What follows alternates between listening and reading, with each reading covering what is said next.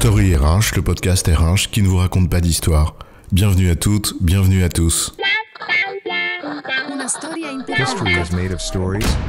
Dans cet épisode, nous allons nous intéresser aux acteurs du marché SIRH, identifier qui ils sont, mais également les rapports qu'ils entretiennent.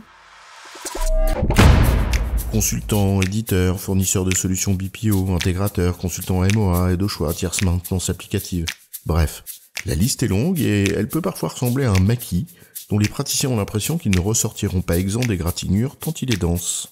Et il n'est pas évident pour le profane de se repérer dans ce fouillis, surtout quand il y a, en toile de fond, d'évidents intérêts marchands, et que le degré d'indépendance des acteurs de l'offre, les uns par rapport aux autres, est peut-être un facteur de dépendance des praticiens RH à leurs fournisseurs. Alors, les acteurs externes du SIRH, c'est quoi l'histoire ? Les acteurs externes du SIRH sont tous les fournisseurs auxquels la fonction RH peut faire appel pour ses projets SIRH.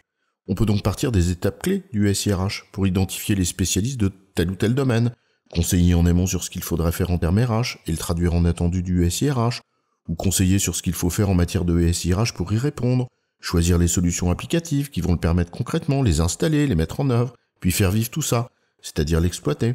Allez, on commence par résumer le maquis. Alors, 1. Les consultants, et ça va de la politique RH à la définition des besoins fonctionnels, donc en gros consulting et assistance à la maîtrise d'ouvrage, en passant par l'aide au choix.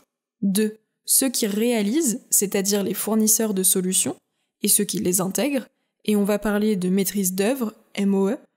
Et enfin, 3. Ceux qui exploitent techniquement ou fonctionnellement le SIRH et le font vivre avec l'hébergement, la maintenance et le service autour, plus ou moins développé. Allez, on commence par le début, le conseil.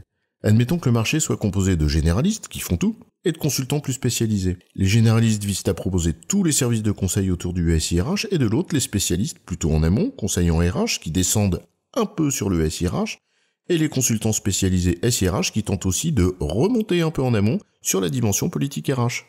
Les spécialistes SIRH, généralement, pour la partie conseil amont, ils couvrent généralement un champ qui va du schéma directeur SIRH, ce qu'il faudrait faire en matière de SIRH, à l'aide au choix, cahier des charges, mener l'appel d'offres, conseiller le choix final, etc.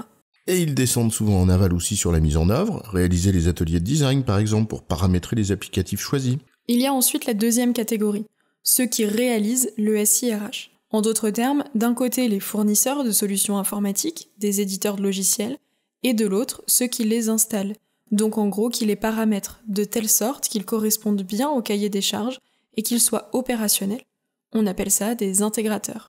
Ouais, mais là encore, chacun empiète sur les plates-bandes de l'autre. Certains éditeurs paramètrent eux-mêmes leurs solutions, d'autres imposent des intégrateurs certifiés, et de la même manière, certains intégrateurs, des sociétés de services informatiques, ont parfois développé des solutions logicielles qu'ils vendent. Sur ces trois premiers acteurs, consultants, éditeurs, intégrateurs, on le voit, chacun peut intégrer plus ou moins la chaîne de valeur, en amont ou en aval de son métier, pour élargir son panel d'activités, ce qui ne facilite pas toujours la lecture pour la demande. On a ensuite ceux qui exploitent le SIRH. D'abord les fournisseurs d'infrastructures techniques, les machines, l'hébergement, l'infrastructure de sécurité, etc. Mais aussi ceux qui entretiennent les logiciels, on va ici parler de tierce maintenance applicative. Il y a même ceux qui vont beaucoup plus loin que tout ça, qui exploitent fonctionnellement les logiciels en proposant un service d'externalisation de main-d'œuvre, du BPO. Et on voit bien qu'un éditeur de solutions en mode SaaS, qui lui-même fait appel à un sous-traitant dans le cloud pour son infrastructure technique d'hébergement, fournit une prestation qui va du logiciel à sa maintenance. Comme un fournisseur d'externalisation de BPO inclut même la main-d'œuvre sur un plan fonctionnel, des gestionnaires de paye par exemple, ou même une forme de conseil en amont sur la manière par exemple d'interpréter et de paramétrer une évolution légale.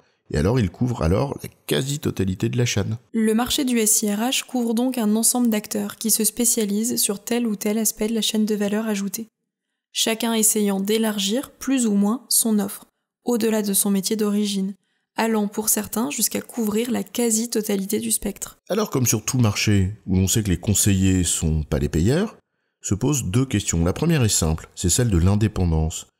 Quand le pharmacien et le médecin sont de la même famille, l'un au premier et l'autre au rez-de-chaussée, faut pas s'étonner de sortir de chez le second avec une valise de médoc. En d'autres termes, la question de l'indépendance du consultant est posée, et elle n'est pas toujours le fruit d'un manque de déontologie. mais simplement le fait que lorsque l'on a développé une courbe d'expérience avec un éditeur X, on a un biais par nature, c'est-à-dire une plus grande propension inconsciente à le proposer. Ou tout simplement qu'on peut pas connaître et être à jour sur tout le marché, tout le temps, surtout qu'il évolue à vitesse grand V, et que l'on est par conséquent limité par sa propre connaissance. Et la seconde question, après l'indépendance, c'est celle du généraliste, qui fait tout, mais connaît moins bien chaque étape, ou du spécialiste, a priori véritable expert d'un bout du sujet, mais manquant parfois de vision globale. Et à observer le marché, on voit vite les trous dans la raquette et les insuffisances des uns et des autres. Comme toujours, sur un marché, comprendre les jeux d'intérêt des acteurs de l'offre et les limites de chacun d'entre eux est un atout pour la demande, qui doit donc développer sa propre courbe d'expérience sans toutefois devenir spécialiste, et surtout faire preuve de discernement et ne pas être naïf.